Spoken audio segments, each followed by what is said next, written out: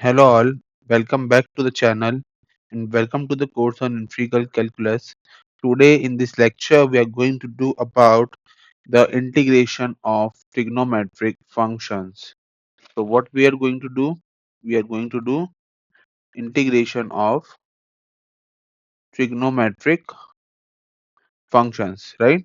So we all know that trigonometric functions are namely the sine of x, cosine of x and tangent of x, and they are reciprocals, right?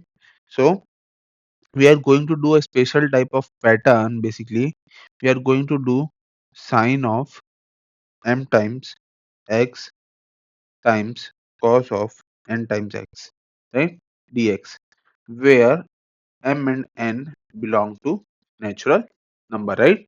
So we are going to do this kind of pattern. Basically if this is the pattern we are able to do, हम जो है वो इस lecture के अंदर trigonometric functions के बारे में बात करेंगे। इंटीग्रेशन सीखेंगे ट्रिग्नोमेट्रिक फंक्शन का, जो कि sine power m power x और cos n पावर x की फॉर्म में जो ट्रिग्नोमेट्रिक फंक्शंस होते हैं उसका इंटीग्रेशन सीखेंगे, और भी बहुत सारे टाइप के इंटीग्रेशन सीखेंगे। तो चले चालू करते हैं एक वन बाय वन, राइट? सो देखो, सबसे पहला इस बारे में बात करते हैं। अगर अगर अपन इस टाइप के ट्रिग्नोमेट्रिक फंक्शन के इंटीग्रेशन की बात करते हैं, ठीक है, जस्ट अ सेकेंड, या देखो cos n power x dx। तो देखो सबसे पहला पॉइंट जो आता है बच्चों, वो आता है कि अगर कोई भी टर्म, मैंने बोल दिया अगर m और n, ठीक है, अपने पास दो ही पावर से m और n, अगर m और n की पावर में से कोई भी टर्म अगर ऑड है, if m and n are odd, कैसी टर्म से बच्चों? ऑड टर्म से, ठीक है ना, आइदर m और n, ठीक है।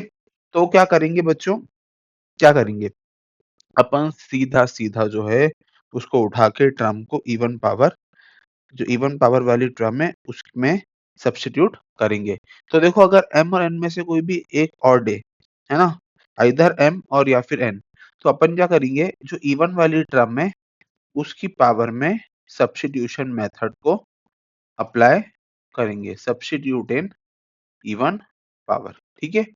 अभी घबराने की जरूरत नहीं है बच्चों, कुछ देर में अपन एग्जांपल देखेंगे, उससे और ज्यादा क्लियर होगा, ठीक है। अब दूसरी चीज क्या है? अच्छा ये तो बात हो गई सिर्फ एक, अगर मान लो ऐसा हो जाए बच्चों कि m और n, बच्चों अगर दोनों ही ऑड हो जाए, मान लो दोनों ही ऑड हो जाए, तो उस केस में क्या करेंगे? उस केस में क्या करेंगे कि कोई भी एक को सब्स्टिट्यूट करेंगे, substitute any, substitute any, either, basically, right, substitute either of them, ठीक है, ये बात हो गई। अच्छा तीसरी इंपॉर्टेंट बात क्या है? अगर, अच्छा अब ये तो बात हो गई ऑड और इवन की, पर अगर मैं बोल दूं कि बोथ आर इवन, अगर दोनों ही इवन पावर आ जाए, तो बच्चों क्या करेंगे? तो याद रखो कि ट्रिग्नोमेट्रिक आइडेंटिटीज, जो अपन ने सूत्र पढ़े हैं बच्चों, आइडेंटिटीज पढ़ी है, उनको यूज करेंगे, ठीक है, ठीक बात। अच्छा अब अगर मान लो क्या हो जाए, मान लो कि m और n अगर रेशनल हो जाए, m और n अगर रेशनल हो जाए, रेशनल मतलब p by q form, right?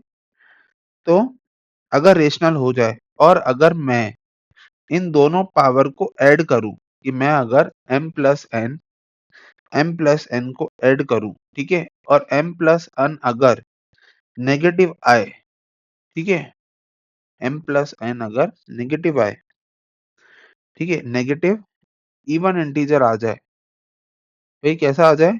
Negative even integer, तो क्या करेंगे? तो क्या करेंगे? देन सब्स्टिट्यूट, तो सब्स्टिट्यूट करेंगे cot x बराबर p, ठीक है, और tan x बराबर p, ठीक है। इसके अकॉर्डिंग अपन रेशियोज को मैनिपुलेट करेंगे। तो अपन ने अभी तक चार रूल सीखे बच्चों, कौन कौन से? देखो पहला रूल ये सीखा कि अगर m और n ऑड हो कोई भी एक, तो इवन पावर वाले को सब्स्टिट्यूट कर देंगे। अगर m और n दोनों ऑड हो तो किसी को भी सब्स्टिट्यूट कर देंगे। अगर दोनों इवन हो तो ट्रिग्नोमेट्रिक आइडेंटिटी यूज करेंगे। और अगर दोनों रेशनल हो और अगर m plus n negative even integer आ जाए तो cot x को p और tan x को p सब्स्टिट्यूट कर देंगे। ठीक है, समझ आया? तो अब अपन एक काम करते हैं, इससे बेस्ड एग्जांपल जो है वो करते हैं। ठीक है, तो देखो, अब मैंने आपको बोला कि आपको एव्यूलेट करना है क्या। देखो अच्छा, एक चीज है बच्चों, एक चीज है कि ये जो तीनों में से थे, अपन इसका फोर्थ केस देखेंगे जहां पे नेगेटिव इंटीजर आ रहा है। ठीक है ना? तो देखो कैसे। अगर मैंने आपको क्वेश्चन दिया, लेट से integration dx upon cubic root of sine 11 power x into cos x. समझ में आया? ये इंटीग्रेशन किस तरह का इंटीग्रेशन है? इस तरह का इंटीग्रेशन है। तो मतलब अगर मैं इसको थोड़ी बहुत सिंप्लीफाइड फॉर्म में लिखूं तो बच्चों मैं लिख सकता हूं कि आई वी हैव आई बराबर साइन की पावर -11/3। क्यों -11/3 बच्चों? पावर एक्सपोनेंट रूल से हमें ये पता है कि क्योंकि क्यूबिक रूट है तो पावर 1/3 लिखा जा सकता है। तो 11/3 पावर होगी डिनोमिनेटर में। जब वो पावर ऊपर आएगी न्यूमरेटर में तो बच्चों पावर हो जाएगी माइनस। ठीक है, माइनस और कॉस की पावर 1/3, वो भी कैसी होगी? Minus dx, right? तो मेरा फॉर्मूला कैसा बना? m और n की वैल्यूज कैसी आई मेरे पास? m और n की वैल्यूज मेरे पास आई बच्चों रेशनल। और जरा याद करो कि अभी अभी अपन ने रेशनल टॉपिक के अंदर क्या पढ़ा था? अपन ने ये पढ़ा था कि अगर दोनों का सम करने पे नेगेटिव इवन इंटीजर आता है तो अपन tan x और cot x जो है वो सब्स्टिट्यूट करते हैं। ठीक है ना? p को, ठीक है ना? p मतलब उन दोनों का सम बेसिकली। ठीक है, तो देखो, अच्छा ठीक है ना, मतलब अपन उसको cos x और, तो देखो सबसे पहले अपने को अब क्या करना पड़ेगा, क्योंकि यहाँ पे ये साइन की पावर -11/3 और कॉस की पावर -1/3x आ रही है। तो अपन इसको सबसे पहले एक काम कर लेते हैं। ठीक है, अपन एक काम कर लेते हैं कि साइन एक्स को तो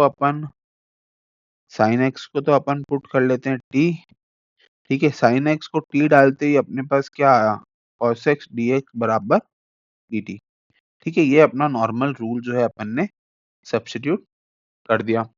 ठीक है, तो देखो सब्स्टिट्यूट करते ही क्या वैल्यू आ गई बच्चों? दोनों की पावर कैसी थी? ठीक है, तो सब्स्टिट्यूट करते ही अपने पास इंटीग्रेशन जो बना बच्चों, अपने पास इंटीग्रेशन बन गया, इंटीग्रेशन t की पावर -11/3 और cos x क्योंकि 1 माइनस टी हो जाता है और पावर स्क्वायर हो जाता है, 1 माइनस टी स्क्वायर हो जाता है और इसकी पावर फिर से -2/3। अच्छा, अगर किसी को यहाँ पे ये चीज समझ नहीं आई है तो याद करो कि cos x dx जो है वो dt है।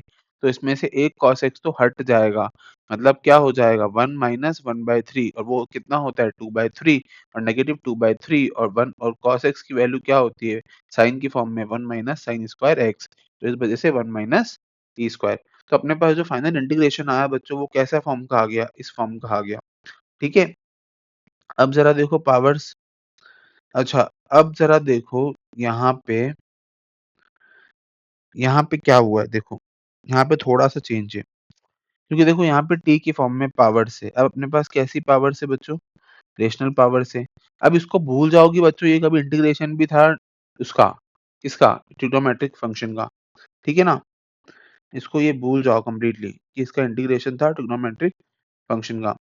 इसको इतना याद रखो कि ये सिर्फ इंटीग्रेशन था किसका? किसका इंटीग्रेशन था? नॉर्मल रेशनल फंक्शन का। ठीक है, तो अब देखो जरा। अच्छा, अब अगर मैं बात करूं इसकी, तो मुझे पता है कि m+1/n। ठीक है, m और n मेरी क्या है? पावर से। तो मुझे पता है कि m+n/n प्लस p, ये मेरा कितना आया? -11/3 प्लस 1 अपॉन 2, ठीक है, -2/3, ठीक है। तो इसको जब सॉल्व करा तो बच्चों ये कितना आया, -4/3 -2/3 मतलब -2, और ये क्या आ गया बच्चों, एक नेगेटिव इंटीजर, ठीक है। तो अब मैं क्या करूंगा, इस 1 माइनस टी स्क्वायर को T square alpha cube put करूंगा, ठीक है। तो देखो यहाँ पे क्या हो जाएगा, ये जो टी है बच्चों, ये टी है 1 माइ प्लस अल्फा क्यूब, ठीक है। तो मेरा टी जो है ये इस तरह का सब्स्टिट्यूशन बनेगा, कैसे बनेगा, क्योंकि मुझे पता है कि मैंने 1 माइनस टी स्क्वायर को क्या डाला है, टी स्क्वायर अल्फा क्यूब, तो मेरा टी जो है वो 1 upon 1 plus alpha cube after manipulation बन जाएगा। तो इसी से अगर मैं जब dt निकालूंगा बच्चों, तो मेरा dt बनेगा, मैंने क्या करा है यहाँ पे, t की फॉर्म को अल्फा में चेंज करा है, और ऐसा क्यों करा है मुझे, क्योंकि मुझे उसको सॉल्व करना था। तो ये बन जाएगा 2 times of 1 plus alpha cube power 3/2, ठीक है, और ये हो जाएगा डी अल्फा। तो मेरे पास dt की वैल्यू भी आ गई। अब जरा मेरा इंटीग्रेशन देख लो बच्चों। तो मेरा इंटीग्रेशन कैसे बन जाएगा बच्चों, मेरा इंटीग्रेशन क्या बन जाएगा, मेरा इंटीग्रेशन बन जाएगा -3/2 integration of 1 plus alpha cube की power -11/6 alpha cube upon 1 plus alpha cube की पावर -2/3, ठीक है, into alpha square upon 1 plus alpha cube की पावर 3/2 डी अल्फा। अच्छा, अब आप एक कॉमन टर्म देख पा रहे होंगे यहाँ पे, ये वाली वैल्यू और ये वाली वैल्यू आपस में कई हद तक सेम है।